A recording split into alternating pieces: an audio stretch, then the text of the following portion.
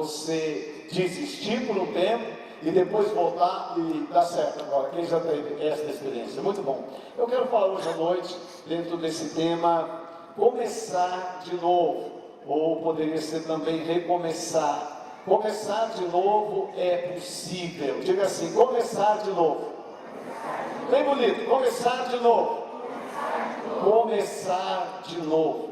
O texto que eu quero ler é Lamentações, capítulo 3. Lamentações, capítulo 3.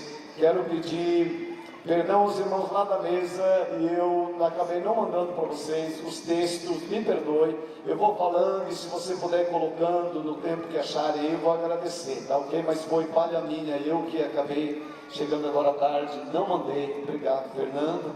Olha, está muito chique. Obrigado, viu? Deus te abençoe. Lamentações, capítulo 3, verso 22 e verso 23. Está escrito assim: a benignidade do Senhor jamais acaba, as suas misericórdias não têm fim, renovam-se a cada manhã, grande é a sua fidelidade. Ou seja, a cada manhã as misericórdias de Deus se renovam para conosco. O que é misericórdia? Misericórdia é diferente de graça. Misericórdia é alguma coisa que nós merecíamos receber e Deus não nos dá. Não nos dá. Graça é aquilo que nós não merecemos e Deus nos dá. Misericórdia é quando nós fazemos alguma coisa que merecíamos o castigo de Deus e Ele não nos trata segundo as nossas ações. Então, Jeremias está dizendo que todas as manhãs as misericórdias de Deus são renovadas para conosco. Deus poderia, na verdade, ter dado para cada um de nós, quando deu a nossa vida, Ele poderia ter feito a vida toda num bloco só. Começou, viveu e terminou. Mas Ele fez uma coisa diferente. Ele preferiu dividir a nossa vida em pequenos pedaços ou porções, como você queira pensar. E isso nós chamamos de anos, nos quais cada um deles, cada ano tem 365 dias.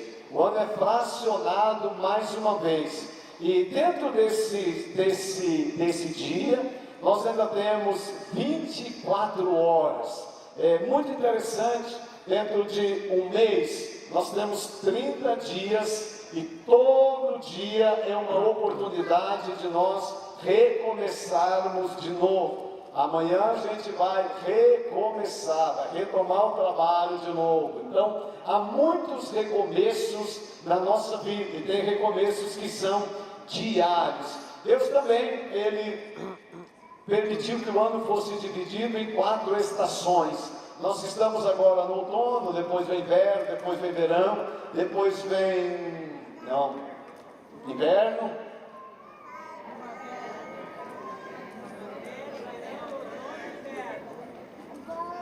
Eu queria, se você pode, às vezes você fica me olhando, eu faço isso para ter um pouquinho da sua atenção, aí você fica me olhando assim, aí você fica pensando, será que ele não sabe? E eu fico pensando, eu acho que vocês não sabem o que vem depois do inverno. Então vem inverno, depois primavera, depois verão, depois outono, depois é uma repetição. Toda vez que tem um outono, qual é a próxima estação? Me ajuda, irmão, me ajuda. Você não acha que fica muito monótono uma reunião assim, que as pessoas ficam bem? Vamos me ajudar de novo aí? Depois do outono vem inverno. Depois do inverno vem primavera. Então, sempre que houver o inverno, vai haver uma primavera. Nunca é o contrário. Vai ter o inverno, depois do inverno vai ter um outono. Eu estava ministrando esses dias numa igreja e eu percebi, e eu sabia a situação daquela igreja, e eles tinham passado um inverno muito terrível, muitos problemas, muitas dificuldades, situação muito difícil aquela igreja passou financeiramente, problemas com liderança, muita coisa difícil aconteceu naquela igreja. E quando eu estava lá participando com eles no louvor, eu percebi que aquela igreja, eles estavam como se fosse uma saudade de algo que eles tinham vivido alguns anos atrás. E aí, quando eu terminei de ministrar, eu reparti isso com o líder de louvor, reparti com o pastor, chamei eles para conversar. E eu falei: é verdade que vocês passaram um inverno bem terrível aqui? E eles falaram: sim. Então eu disse a eles: na ordem de Deus, depois do inverno não pode ter um outono, tem que ter uma primavera. Depois do inverno, se você passou o inverno na sua vida, um tempo muito difícil, é bem provável que Deus queira dar a você uma primavera. Quem já passou momentos difíceis na sua vida? Todos nós passamos. Depois desse momento difícil, então vem a primavera, aquele tempo gostoso, depois o verão, e depois o outono vai voltar mais uma vez. Até dentro, né, desses períodos que nós chamamos, né, de mês, nós vamos encontrar também 4 estações da lua, o que eu não entendo muito, mas eu sei que tem a Midian, que é obstetra, ela sabe que tem uma lua lá que as crianças nascem de monte, naquela semana ela trabalha demais. A lua, ou os ciclos da lua, eles também são divididos em 4. Então há muita coisa, irmãos, que a gente pode pensar sobre como Deus nos dá oportunidade de recomeçar. E como recomeçar é algo muito natural para Deus e muito natural também para os filhos de Deus. Salmos 30, verso 5 diz assim, repita por favor se você conhece esse versículo: choro pode...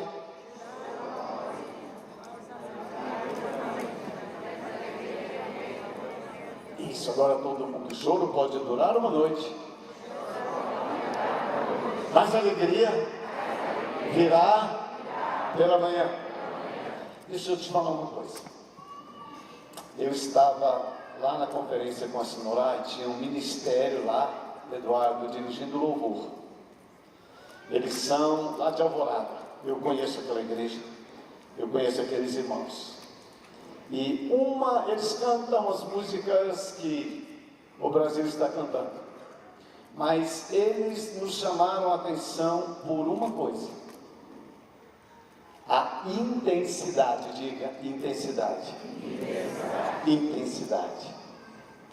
Eu estive na igreja do Cezinha, em Laranjeiras do Sul, uma igreja que em 6 ou 7 anos chegou numa cidade com em torno de 30 mil habitantes, se não me engano, uma igrejinha pequenininha, de gente bem assim, uma igreja bem tradicional, e depois de 7 anos, eles estão passando de 5 mil pessoas, mas o que me chamou a atenção não é o tamanho da igreja, mas é a intensidade da igreja. Eu não sei, mas a Bíblia diz que Deus admira a intensidade. Por isso que Jesus disse que nós devemos amar a Deus de todo o nosso coração, de toda a nossa alma, de todo o entendimento e com todas as nossas forças. Diga, toda força. Toda força. Então o reino de Deus é importante, a intensidade, a força com que nós fazemos as coisas, como nós nos dedicamos a Deus. E uma coisa assim, eu nunca vi uma igreja tornar-se relevante numa cidade sem intensidade. As pessoas fazendo as coisas assim, mais ou menos. Tanto assim que Apocalipse Jesus diz que se é para ser mais ou menos, se é para ser morno, é melhor não ser. Ou você deve ser frio, ou você deve ser morno. Eu não sei. Ou quente. Morno não é para ser, meu Deus. Essa eu não ensaiei, essa eu errei mesmo. Quem gosta de comer comida morna? Só um irmão que gosta. A coisa morna não é bom, mais ou menos assim. Eu lembro de uma criança uma vez, ela tinha um cachorrinho, e aí a gente estava conversando com ela e perguntamos assim: como está seu cachorrinho, Bianca? Ela disse, não está vivo nem está morto. Tem crente que parece o cachorrinho da Bianca. Não sei se está vivo, não sei se está morto. Não consigo saber. Diga assim, mas eu estou vivo. Eu estou vivo. Você está entendendo o espírito da coisa? Eu estou vivo. Essa é a expectativa que Deus tem de mim e de você. Querido, se eu vou falar a palavra de Deus, eu preciso falar a palavra de Deus com vida. Porque a palavra de Deus é vida. Então diga assim, o choro pode durar uma noite. Mas a alegria virá pela manhã. Ou seja, vai ter o ciclo do choro, mas vai ter o ciclo da alegria. Vai ter o ciclo do choro, mas vai ter o ciclo da alegria. Vou falar de novo para a gente, me ajuda aí. Vai ter o ciclo do choro, mas vai ter o ciclo da alegria. É esse recomeço que Deus está dizendo que vai ter. Ou seja, meu irmão, minha irmã, você não vai chorar para sempre. Essa é uma boa notícia, você não vai chorar para sempre. A alegria vai voltar. É o que a Bíblia está dizendo, esse é o recomeço. Vou falar uma coisa para a nossa igreja: nós não vamos ficar desanimados para sempre, porque já chegou o tempo da primavera e a alegria do Senhor é a nossa força. Aplauda Jesus, expresse sua vida de Jesus. Eu prefiro isso, eu prefiro uma igreja assim, irmão.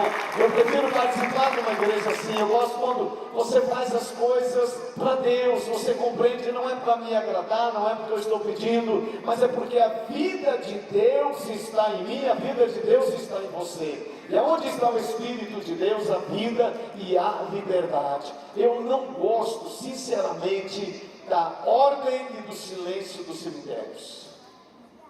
Eu não acho aquilo legal, é silêncio, nada se move. Eu gosto muito aonde tem criança. Lá naquele fundo lá, tem muitas crianças de 1 e 2 anos, estão lá. E os pais estão cuidando, e se você for lá, tem movimento, tem expressão, tem vida. Aonde tem vida, e se tiver vida de Deus, vai ter movimento. Não é gritaria, meu irmão, não é blá blá blá, mas é você manifestar a vida de Deus. Vou te falar uma coisa, isso aqui não é um cemitério, isso aqui é uma igreja, corpo de Cristo, igreja viva do Senhor Jesus. Eu realmente creio, de todo o meu coração, isso é uma igreja e é uma igreja viva, para a glória de Deus. Aleluia! Aleluia! Então, não é melhor assim, em Deus? Em Deus, melhor, reconhecendo. Querido, eu sou tão grato a Deus, porque as minhas dificuldades, elas não duram para sempre. Quando eu já fiquei triste com a Sinorá, já fiquei triste com ela, mas eu não fiquei a vida toda, ela nunca ficou triste comigo, mas eu já fiquei triste com ela. Mas não é assim na família, vem um dia triste no casal, depois volta a alegria. Não é assim com filhos também, a vida é assim, e Deus está dizendo isso, olha, não fique imaginando que você vai chorar para sempre, porque a alegria vai voltar, e já está voltando em nome de Jesus. Nós precisamos, queridos, de novos começos, não é mesmo? O ontem ficou para trás com seus troféus e as suas tragédias. Os nossos troféus, nossas conquistas já ficaram para trás e as tragédias também ficaram para trás. Diga graças a Deus. E as tragédias já ficaram para trás. Não tenho mais nenhum domínio sobre o que passou. O que passou é meu, mas não me pertence. Eu desenvolvi um pensamento sobre isso, eu já vou falar para vocês. Hebreus 13:8 fala desses 3 tempos, passado, presente e futuro. Jesus Cristo é o mesmo, se você sabe, diga bem alto, Jesus Cristo é o mesmo? Diga assim, ontem, hoje e eternamente. Então diga ontem, hoje e amanhã. Vou te falar uma coisa, de coração, você não é obrigado a falar quando eu peço, você tem o direito de permanecer calado. Mas se você quiser me ajudar, eu te agradeço, tá bom? Mas não quero fazer isso de forma impositiva sobre a vida de ninguém. Mas acho que a igreja é mais viva quando a gente pode ter participação. Hebreus diz, Jesus é o mesmo ontem, Ele é o mesmo hoje, e Ele é o mesmo amanhã, ou Ele é o mesmo para sempre. O que a gente faz com o nosso passado? O que a gente faz com o passado? Filipenses 3, 13 e 14 diz, irmãos, quanto a mim não julgo que haja alcançado, mas uma coisa eu faço, é que, esquecendo-me das coisas que atrás ficam e avançando para as que estão adiante, prossigo para o alto pelo prêmio da vocação celestial de Deus em Cristo Jesus. Gente, que bom que o passado é passado. O que passou, passou. O diabo sempre está interessado no seu passado, sempre. E ele vai fazer duas coisas com o seu passado. Ou ele vai acusar os seus pecados no passado, ou ele vai dizer que o seu passado é muito melhor do que o seu presente, e vai te oprimir se você teve um bom passado e o seu presente está ruim. Ele sempre vai querer usar o passado para trazer dificuldades para o seu presente. O passado não deve ser considerado melhor que o presente. Por quê? Porque o que passou, ele não vai acrescentar mais nada na sua vida. Salmo 51, verso 1 diz assim, compadece de mim, ó Deus, segundo as tuas benignidades, apaga as minhas transgressões, segundo a multidão das tuas misericórdias, lava-me completamente da minha iniquidade e purifica-me do meu pecado, pois eu conheço as minhas transgressões e o meu pecado está sempre diante de mim. Se você ler o Salmo 51, você vai ver essa exclamação que Davi está dizendo em relação ao seu passado, que aconteceu comigo, está o tempo todo diante dos meus olhos. Isso tem roubado a alegria da minha salvação. Depois ele pede então que o Senhor tenha misericórdia, que o Senhor apague todo o seu passado, não se lembre, e que volte a dar a ele a alegria da salvação. Eclesiastes 7:10 diz assim, não digas, olha o que diz o sábio Salomão, não digas, por que razão foram os dias passados melhores do que estes? Porque não provém da sabedoria esta pergunta. Então ele diz, não diga que o seu passado é melhor do que os dias em que você está vivendo. Veja como Deus lida com o nosso passado. Miqueias 7, 18 e 19. Quem é Deus semelhante a ti, que perdoa a iniquidade e que te esqueces da transgressão do resto da tua herança? O Senhor não retém a sua ira para sempre, porque Ele se deleita na benignidade. Tornará a piedade de nós, pisarás aos pés as nossas iniquidades. E tu, Senhor, lançarás todos os nossos pecados aonde? Nas profundezas do mar. Veja como Deus lida com o nosso passado. Deus não quer lembrar do nosso passado. Ele joga nas profundezas do mar. E alguém disse que ainda põe uma plaquinha lá, proibido pescar. Porque de vez em quando tem gente lá que tenta dar uma pescadinha, não é verdade? Seja nós ou outras pessoas a nosso respeito. Mas a Bíblia diz que Deus joga e Ele esquece. Diga assim, Deus esquece o meu passado. Isaías 43, verso 25. Eu, diz o Senhor, eu mesmo sou o que apago as tuas transgressões por amor de mim. Olha que notícia boa eu vou te dar. E dos teus pecados não me lembro mais, diz o Senhor. Diga graças a Deus, Ele não lembra. Graças a Deus, que notícia boa. Pois a sua ira só dura um instante, mas o seu favor dura a vida toda. O choro pode persistir uma noite, mas a alegria vem de manhã. De novo, Salmos 30, verso 5. Queridos, eu gosto dessa expressão, estava escrevendo isso aqui, vê se faz sentido para você. Já li muito sobre isso. Meu passado não me define. Diga assim: meu passado não diz quem eu sou. Meu passado não me define. Tem algumas pessoas aqui na igreja que eu conheço que foram bêbados. Quando eu olho para você, eu não acredito que você foi. Eu não consigo imaginar você bêbado. Eu não consigo imaginar você bêbada. Não consigo imaginar. Muitos de vocês foram em baile. Mais antigo, baile. Agora é outra coisa. Gente, você consegue imaginar eu no baile? Você consegue imaginar? Não consegue. Você consegue imaginar eu bebendo? Você consegue imaginar eu bêbado? Porque o meu passado não define o meu presente.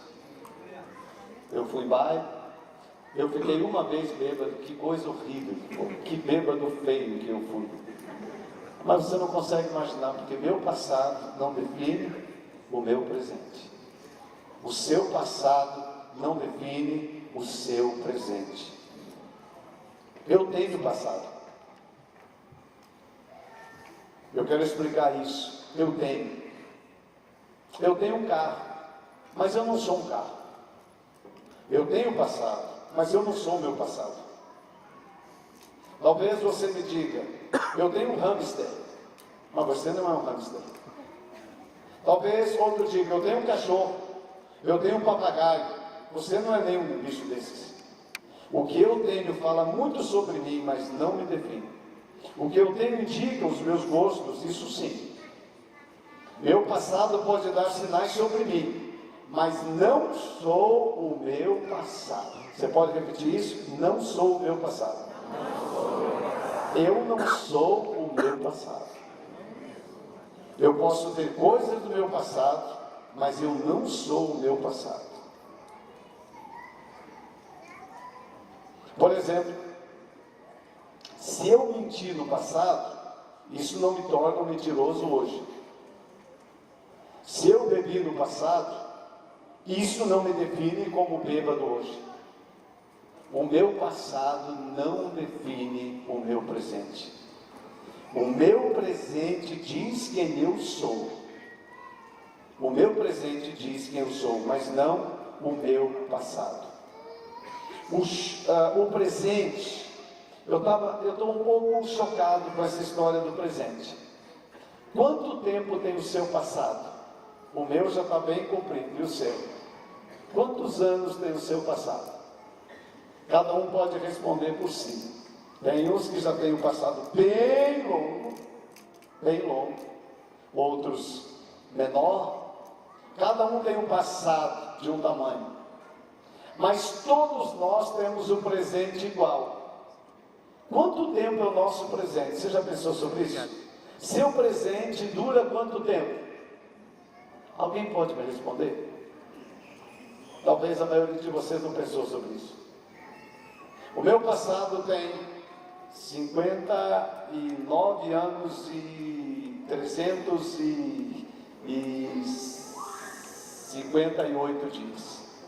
Esse é o meu passado. Faz a conta do seu passado. Quanto tempo, que espaço de tempo é o presente? Você já parou para pensar o tamanho do seu presente? Eu fiquei chocado quando comecei a pensar no tamanho do meu presente. Igual o seu. É de apenas um dia. Nosso presente dura apenas um dia. Vocês estão entendendo isso? Porque amanhã já é futuro e ontem já é passado. Apenas um dia é o nosso presente. E é tão interessante que quando eu fui olhar na Bíblia textos sobre o presente, tem poucos. Tem mais sobre passado e tem mais sobre o futuro. O presente é muito pequeno, mas viver o presente é muito mais do que estar vivo. Viver o presente é reconhecer que você tem um passado. Viver o presente é ter uma expectativa no futuro. Jesus tratou rapidamente do presente. Em Mateus capítulo de número 6, a partir do verso 25 em diante. Portanto eu digo, Não se preocupem com a sua própria vida, quanto ao que comer ou beber, nem com o seu próprio corpo, quanto ao que vestir. Não é a vida mais importante que a comida e o corpo mais importante que a roupa? Observe as aves, não semeiam, nem colhem, nem armazenam em celeiros. Contudo, o Pai Celestial as alimenta. Não têm vocês muito mais valor do que elas? Quem de vocês, por mais que se preocupe, pode acrescentar 1 hora à sua vida? Por que vocês se preocupam com roupas? Veja como crescem os lírios do campo. Eles não trabalham, nem tecem. Contudo, eu digo que nem Salomão, em todo o seu esplendor, vestiu-se como um deles. Se Deus veste assim a erva do campo, que hoje existe e amanhã é lançada no fogo, não vestirá muito mais a vocês, homens de pequena fé? Portanto, não se preocupem dizendo que vamos comer, ou que vamos beber, ou que vamos vestir, pois os pagãos é que correm atrás dessas coisas, mas o Pai Celestial sabe que vocês precisam delas. Busquem em primeiro lugar o reino de Deus e a sua justiça, e todas as demais coisas vos serão acrescentadas. Portanto, não se preocupem com o dia de amanhã, pois o dia de amanhã trará as suas próprias preocupações. Basta a cada dia o seu próprio mal. O que Jesus está nos ensinando com isso? Jesus está ensinando o seguinte: viva um dia de cada vez. Queridos, eu estou aprendendo, o passado gera depressão. Muitas pessoas deprimidas nos nossos dias têm a ver com o seu passado, e o futuro gera ansiedade. São duas doenças terríveis: depressão ligada ao passado e ansiedade ligada ao futuro. São duas doenças relacionadas ao tempo. O presente é o que a gente vê agora, o que nós estamos vivendo. O presente é caracterizado pelo controle que nós temos sobre ele. Você pode dirigir o seu presente para onde você quiser. Nesse dia, no seu presente, você pode fazer o que quiser da sua vida. Mas você não tem nenhum poder e nenhuma capacidade de controlar o seu passado. Mas existe uma capacidade, ainda que limitada, de controlar o seu futuro. De que forma? Mediante as ações que você vai tomar agora no presente.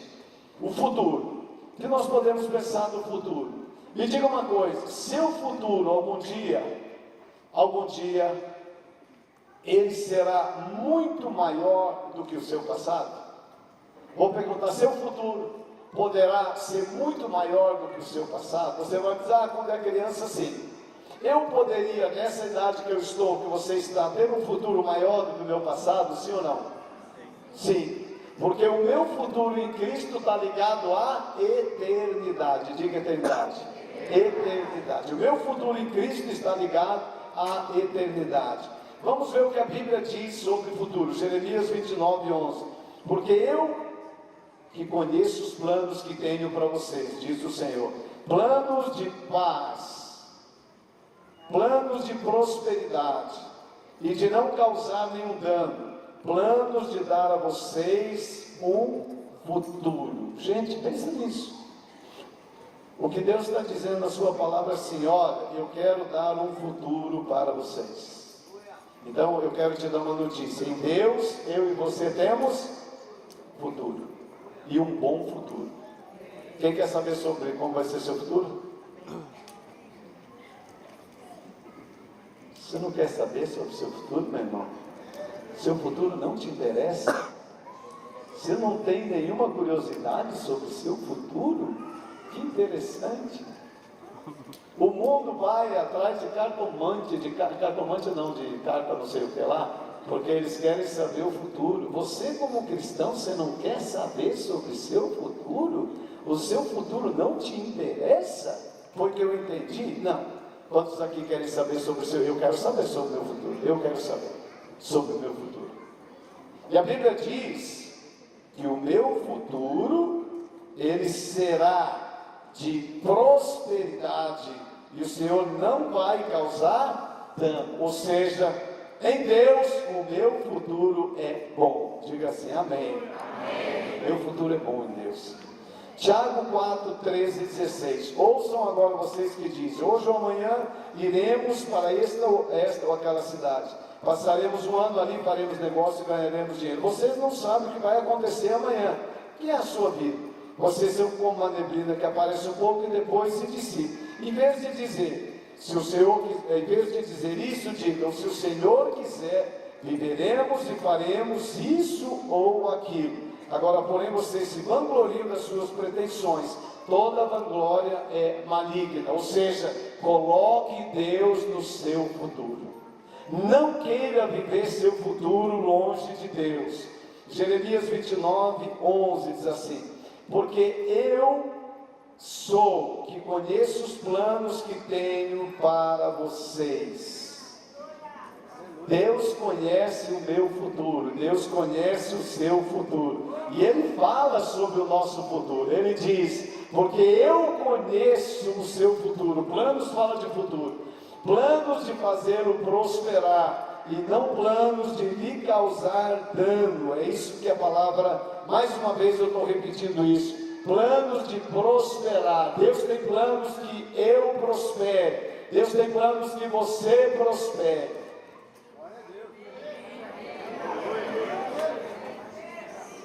Amém, Jesus, é legal. O Senhor tem planos que eu prospere, que bom, fico feliz. Muito bom. Glória a Deus. Deus quer que eu prospere, meu irmão. Eu recebo essa palavra, eu abraço essa palavra, ela é para mim. Deus quer que eu prospere. O meu futuro me reserva prosperidade, conhecimento de Deus, da graça de Deus e favor de Deus. Eu posso me alegrar com o meu futuro. Você entende isso que a Bíblia está dizendo para você? Eu posso me alegrar. Tem gente que está desesperado, angustiado com o seu futuro. Eu posso dizer: Deus tem um futuro bom para mim. É isso que a Bíblia diz. João 8, 7. O seu começo parecerá modesto, mas seu futuro será grande em prosperidade.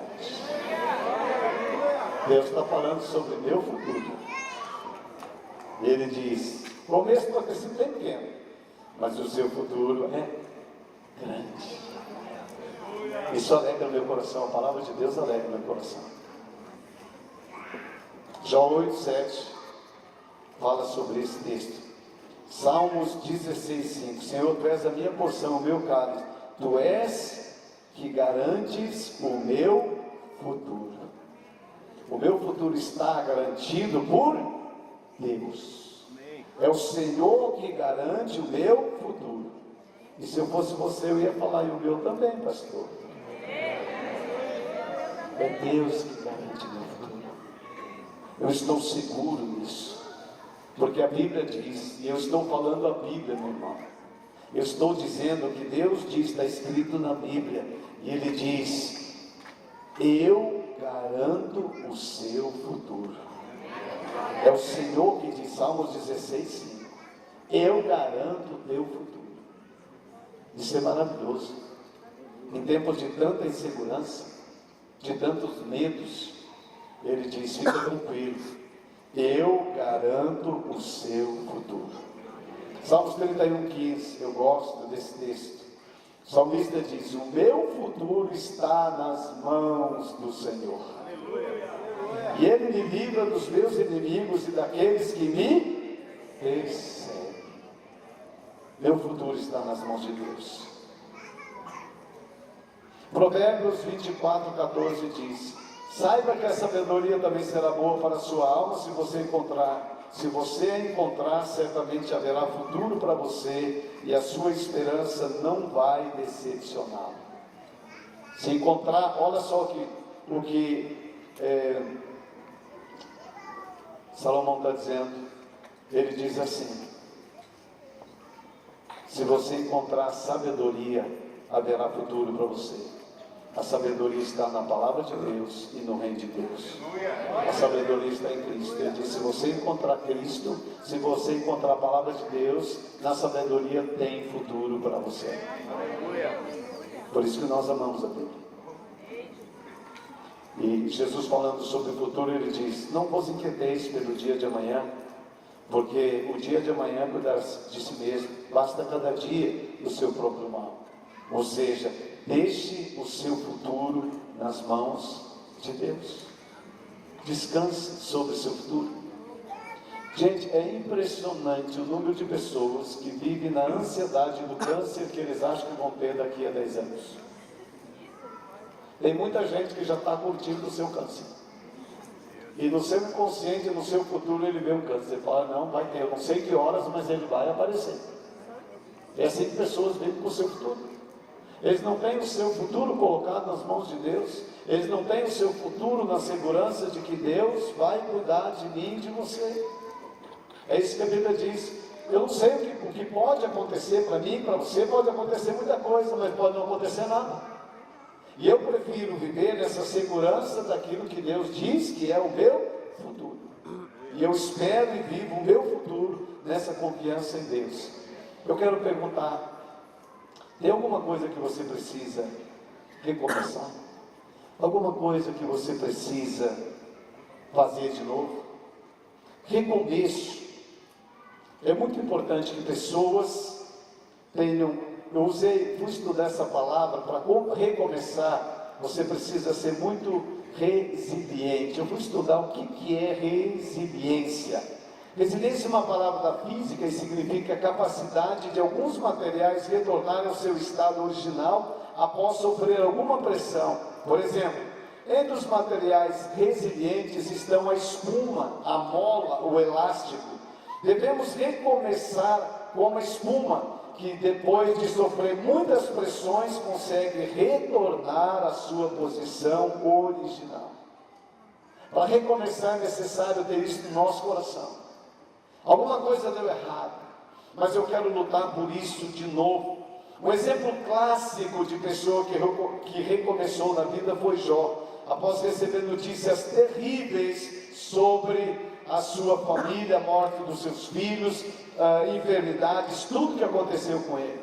A Bíblia diz que então Jó se levantou, rasgou o seu manto, rapou a cabeça, lançou em terra e adorou e disse: nu saí do ventre de minha mãe e nu voltarei. O Senhor deu, o Senhor tomou, bendito seja o nome do Senhor. Jó sofreu grandes perdas, mas soube recomeçar sem amaldiçoar a Deus. Foi resiliente, firme em sua postura, por isso Deus fez dele mais do que vencedor. Recomeçar é possível. Tornar de novo aquele estado anterior. Muitas pessoas lutando com enfermidades. Eu não sei para quem é especificamente essa palavra, mas eu creio que nessa noite Deus tem essa palavra para muitos de nós aqui. O recomeço com Noé, por exemplo, quando Deus viu que o ser humano estava perdido sobre a terra. Gênesis 6, 5:22. Deus é um Deus de recomeço. O Senhor viu que a perversidade do homem tinha aumentado na terra e que toda a inclinação dos pensamentos do seu coração era sempre para o mal. Então o Senhor, em algumas traduções diz, arrependeu-se de ter feito o homem sobre a terra, isso cortou-lhe o coração. Disse o Senhor: farei desaparecer da face da terra o homem que criei, os homens e também os animais, grandes e pequenos, e as aves do céu, e arrependeu-se de havê-lo ter feito. A Noé, porém, o Senhor mostrou benevolência, e esta é a história da família de Noé. Noé era homem justo e íntegro entre todo o povo da sua época, ele andava com Deus. Noé gerou 3 filhos, Sem, Cão e Jafé. Ora, a terra estava corrompida aos olhos de Deus e cheia de violência. Ao ver como a terra se corrompera, pois toda a humanidade havia corrompido a sua conduta, Deus disse a Noé: darei fim a todos os seres humanos, porque a terra se encheu de violência por causa deles, e eu os destruirei com a terra. Você, porém, fará uma arca de madeira de cipreste, divida-a em compartimento e revista de piche por dentro e por fora. Faça com 135 metros de comprimento, 22 metros de largura e 13 metros e meio de altura. Faça-lhe um teto com um vão de 45 centímetros entre o teto e o corpo da arca. Coloque um portal na lateral, na arca, e faça um andar superior, um médio e um inferior. E eis que vou trazer água sobre a terra, o dilúvio, para destruir do céu toda criatura que tem fôlego de vida. Tudo o que há na terra perecerá. mas com você estabelecerei a minha aliança, e você entrará na arca com seus filhos, sua mulher e as mulheres de seus filhos. Faça entrar na arca um casal de cada um dos seres vivos, macho e fêmea, para conservá-los vivos com você. De cada espécie de ave, de cada espécie de animal grande e de cada espécie de animal pequeno, que se move rente ao chão, virá um casal a você, para que sejam conservados vivos, e armazene todo tipo de alimento, para que você e eles tenham mantimento. Noé fez tudo exatamente como Deus lhe tinha ordenado. Deixa eu falar uma coisa interessante aqui. Parece que seria o fim de tudo. Parece que Deus agora ia acabar com tudo. Tem assim momentos na sua vida que parece que o encerramento de um tempo é o fim de tudo, acabou a sua vida. Mas gosto daquela frase: o fim de um tempo não será o seu fim. A saída dos filhos de casa não é o fim de uma família. O fim de um trabalho, de um emprego, não é o seu fim. O fim de um relacionamento não é o seu fim. A viuvez não é o seu fim. O fim de uma empresa não é o seu fim. O fim de um projeto não é o seu fim. O fim de um dia ensolarado não é o fim da sua vida. Nem a morte pode decretar o seu fim. Sempre haverá uma oportunidade de recomeçar mais uma vez. Isaías 43, 18 e 19 diz: esqueçam o que se foi, não vivam no passado. Veja, estou fazendo uma coisa nova, ela já está surgindo, vocês não reconhecem? Até no deserto vou abrir um caminho nele. Atos dos Apóstolos 3, 19 e 20. Arrependam-se e voltem-se para Deus, para que os seus pecados sejam cancelados, para que venham tempos de descanso da parte do Senhor, e Ele mande o Cristo no qual lhe foi designado, a saber, Jesus. Arrependam-se para que venham tempos de refrigério ou de descanso da parte do Senhor. Eu não sei, irmão. Eu não sei, irmão. Eu não sei o que você precisa recomeçar, mas eu acredito que há pessoas aqui hoje à noite que precisam recomeçar. Algumas situações, a vida ficou tão ruim, você perdeu tanta coisa, e hoje você olha e diz: preciso recomeçar. Realmente eu não sei quem está nessa situação, mas imagino que alguém esteja. Eu penso.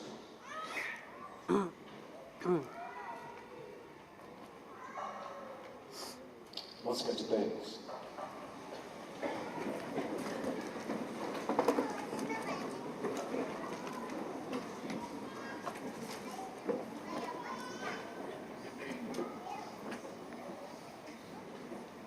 O que existe na sua vida que você perdeu